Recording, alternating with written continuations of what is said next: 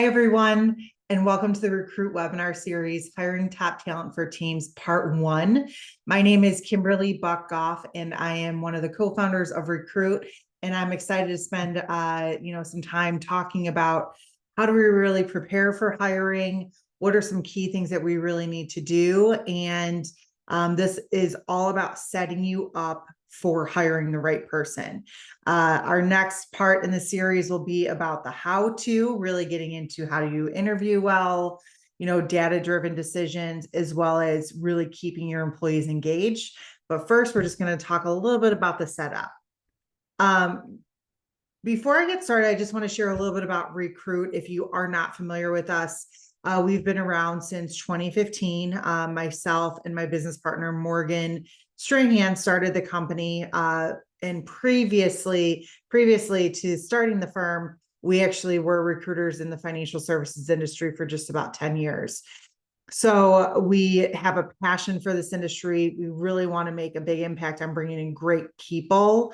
And ultimately, our firm Recruit has really grown from just a consulting company to then going into a recruiting firm. So to date, we still have our coaching services, consulting services, as well as recruiting for financial advisors on the inexperienced side. So career changers coming into this business.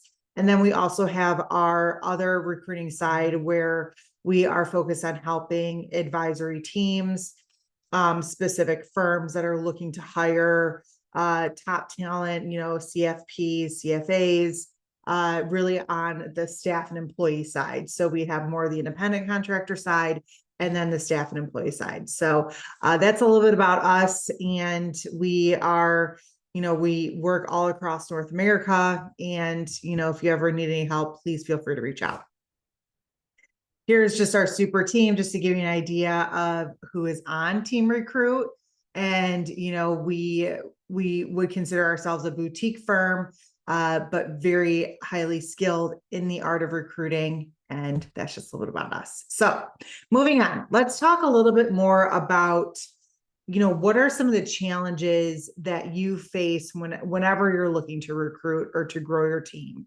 First of all, recruiting certainly takes time. And oftentimes when you're thinking, all right, I need to hire, well, I don't have time to do all of my day-to-day things. I need to have the time to do the recruiting or, just to do my normal financial advising side. Recruiting takes time. You have to add it to your calendar. One really shouldn't try to shortcut the process as well. And why am I combining these two? Well, one of the two most common mistakes are shortening the process and the glare effect when it comes to recruiting.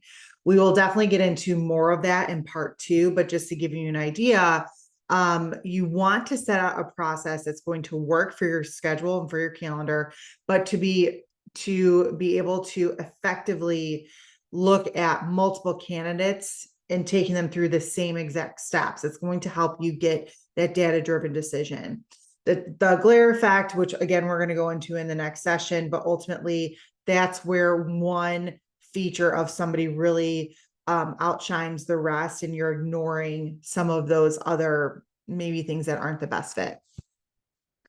Timing. Oftentimes when a search starts, when the need is truly urgent and it causes stress on your current team, understanding that I've heard this day in, day out where somebody leaves and then someone takes on responsibilities. Not only are they're willing to help, but you have to understand that there's only so much time in a day. And also somebody is probably thinking, well, if I'm taking over that role, am I going to get a pay increase? Like what's going on with this? So you still want to keep your current team very happy as well. So the goal here would be to really try to forecast what are you going to need. So then that way, when you are looking to hire, it's not as urgent and you can take your time so you can actually bring on the right person. You've heard us say this multiple times in the industry or just even in recruiting or in sales. But ultimately you want to be slow to hire, quick to fire, right? So you really do want to take your time. There's a lot of time and investment really put into hiring. So that's all I'm going to say about that, but just don't shortcut the process and be prepared. The other challenge is that a lot of people think recruiting is easy. Oh, I'll put out a post, we'll go ahead and just get some applications. Well, understanding that if you only work off of people applying to you, your candidate pool is extremely small. You want to be proactive in reaching out to the people that are going to be a good fit. That's why, enlisting, working with a recruiting firm, they're oftentimes have those networks, or just the ability to be extremely proactive in your search. If you don't have the ability to have a recruiting firm, really reaching out to people on your LinkedIn network, taking some time to be proactive on that side. And I'm saying do this at least once a week when you are in that recruiting momentum. So those are really some of the challenges that we've heard that people are facing when it comes to recruiting. Certainly there are other challenges as to why you would want to bring on somebody for your team. And again, trying to be able to identify those needs a little bit in advance is going to be important if it is at all possible. So let's talk about, okay, what are some solutions that we have for some of these challenges? Well, first and foremost, you really want to draw up your vision for your team with a timeline. What I mean by this is, what is your ultimate team goal? And are the people that are on your team actually have the skill set in order to be able to achieve that vision, right? So you want to have that written down to make sure that you're putting people in the right place, they're doing the right types of roles, and what you really want to grow into. Educate yourself in recruiting. You're here today. That's wonderful. I love it. So continue to educate yourself on the recruiting process and how to find great talent. Recruit with a plan. This is going to be your selection process. And then certainly retaining your team and your employees. The stats are all over the place. It depends on what type of role that you're looking to hire. But ultimately, again, hiring is not cheap. It is costly. It is an investment. And so when you do, that's why you want to be a little bit slow to hire, because you want to make sure you're hiring the right person, and then ultimately retaining them and spending the right time with them is going to be extremely important, because when you lose people, not only do you lose business, you lose time and all of those things that really do go in whenever you lose someone. So ultimately, it's also about retaining your employees too. All right, so let's talk a little bit about this checklist. All right, so we have a before you hire checklist that we recommend for every single person to fill out when they know that they're going to be making a hire, whether it is that you do quarterly planning, yearly planning, really making sure that you are planning for that year. And again, things unexpectedly happen. I understand that, but the more that you can prepare for this, the better.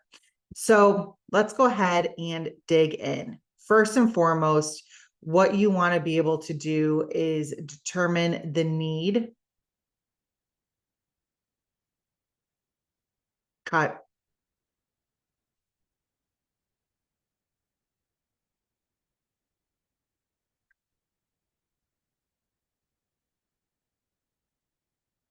Okay, so let's go ahead and just go over this before you hire checklist. Number one, you want to determine the responsibilities and expectations that you will be hiring for. Again, this kind of goes into that vision for your team. What type of team members you want on in your firm? Do you want to have someone who is extremely educated, being able to do your financial plans? Do you want somebody who has been a chief of staff?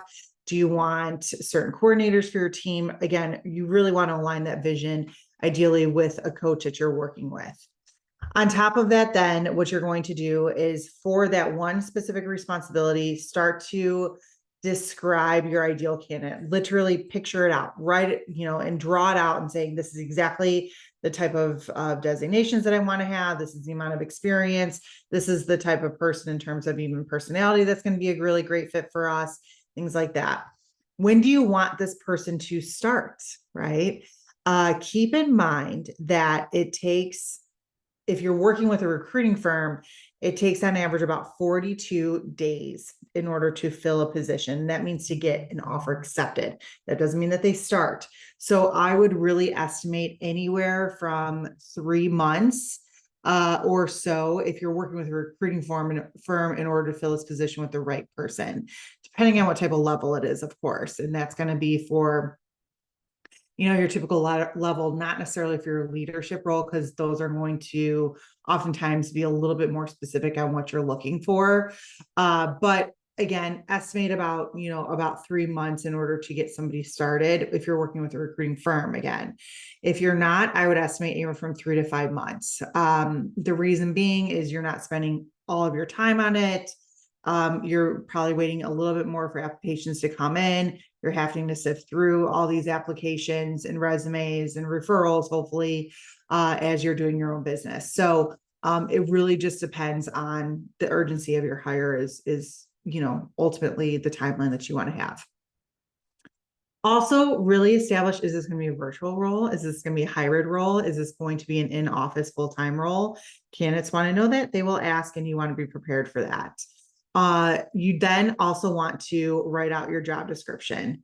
There are wonderful things out there, through AI, through Chat GPT. Certainly, you probably get job descriptions from your home office, potentially.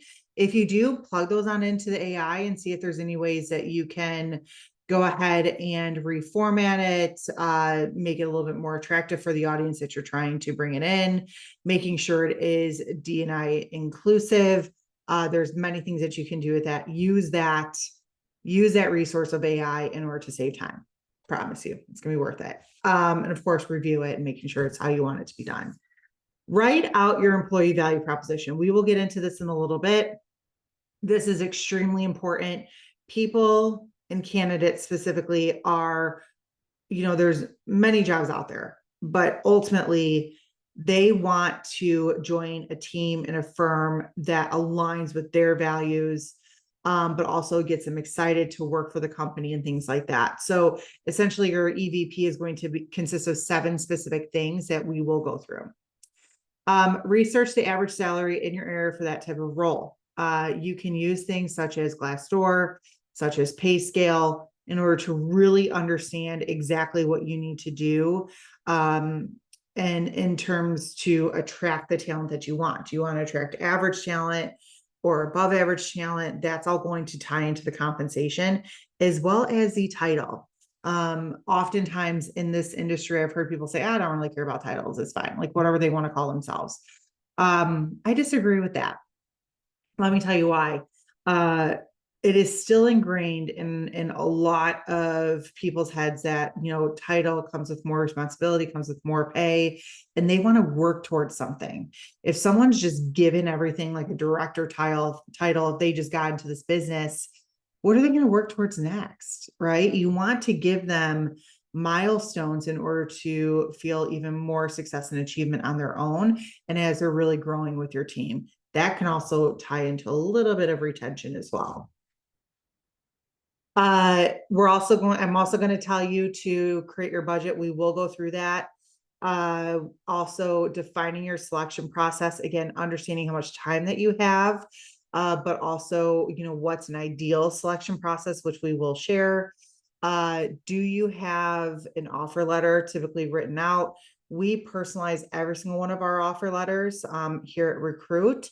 The more real that you can be with people, the better.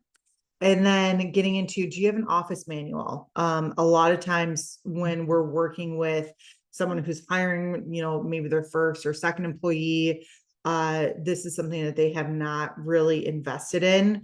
Highly recommend for you to work with an attorney to figure out exactly what type of manual that you need to have. If you do work in an agency setting, certainly you can ask your managing partner, general agent for a blueprint, and then you can certainly edit it for what you need for your team. And then thinking about an onboarding checklist and then a training schedule. Do you have all these things? In part 2, we will go into the training schedule and just a really quick what it is that we recommend in order for you to do. But ultimately, you do want to have all of this prepared prior to even starting talking to candidates. All right, let's dig in. So we certainly want to determine your need. We want to write out the job description. What is your employee value proposition? And then looking at that market analysis. So bear with me. Okay.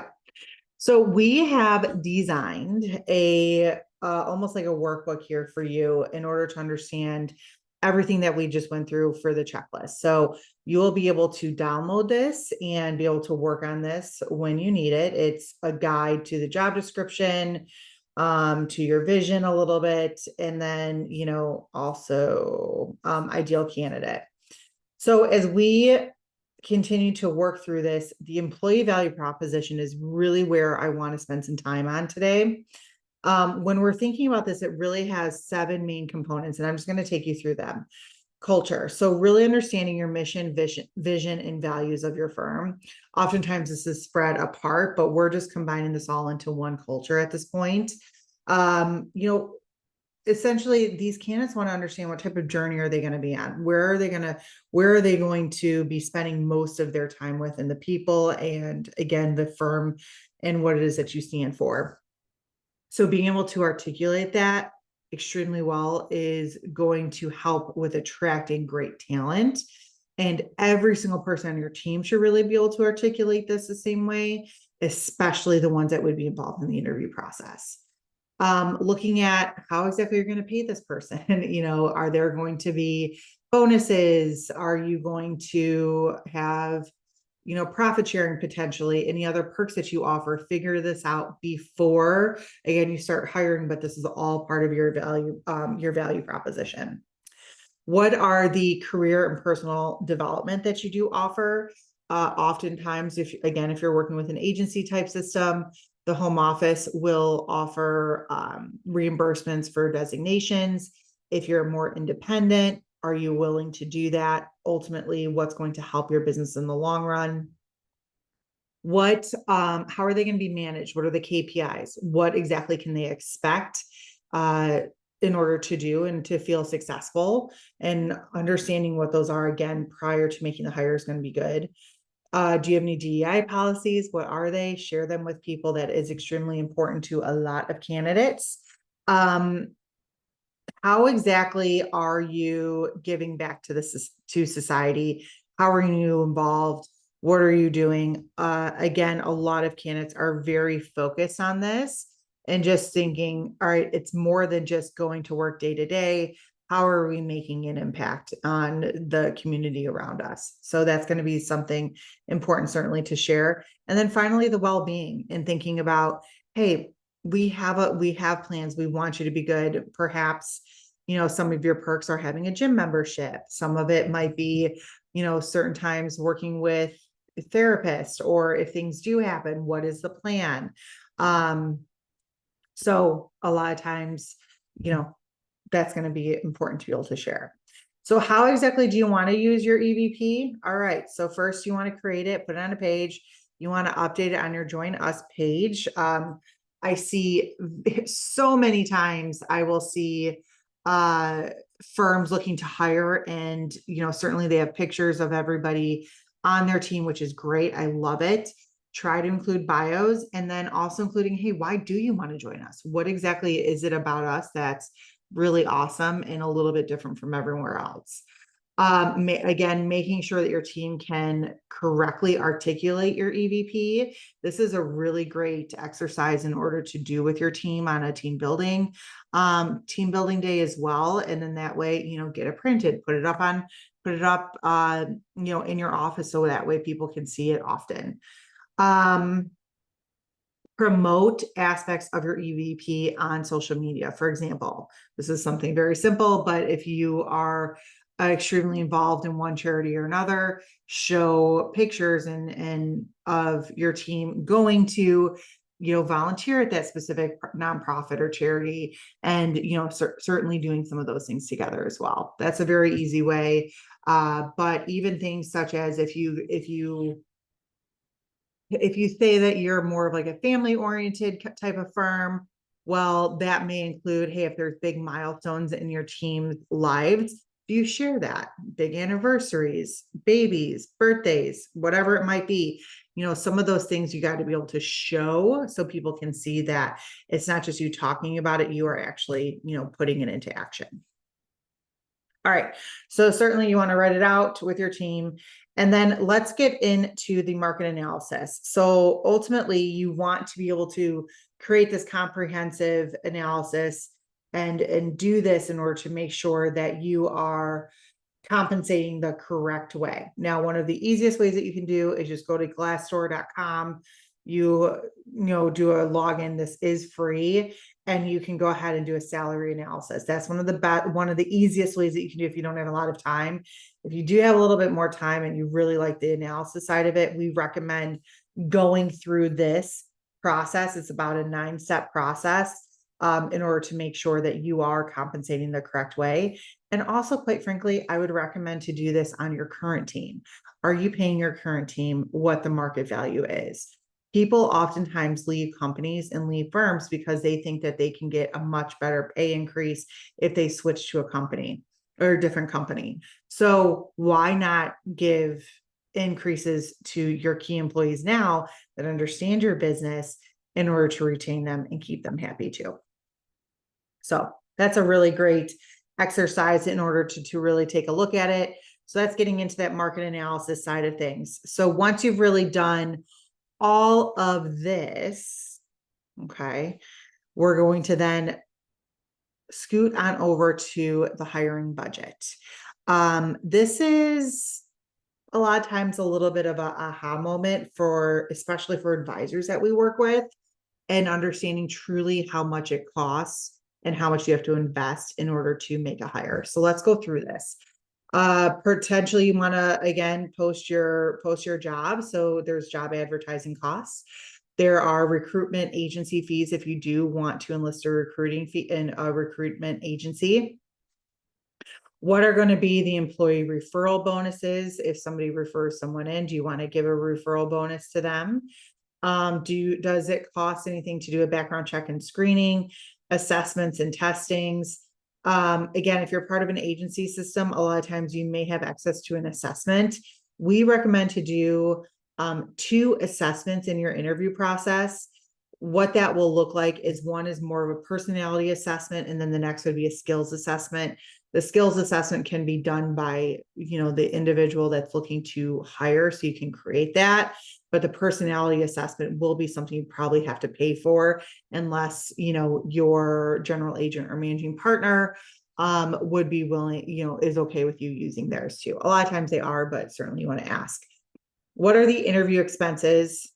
Any costs with that, whether it be, taking people out to dinner, asking people to evaluate the candidates, paying people for their time or whatnot. So any interview expenses, that should be fairly low though, I would say. Administrative costs, onboarding and training. Understanding how you're going to train this person is certainly going to be essential. Is there an online training program that you could use, or do you want to hire out a trainer for your new employee? There's many great options out there. Or are you going to hire somebody within your firm to help teach them as well? Maybe from a different team if this is a new role for you and things like that. But ultimately that certainly does come with a cost. Technology and software, do you have to add any subscriptions for this person in order to have access to your software? Any relocation expenses, sign-on bonuses, profit sharing, performance bonuses, miscellaneous perks, salary, taxes, and benefits. So all of these things will certainly come into play. And you want to do this prior to, again, making your hire. So, all right. Let us see here.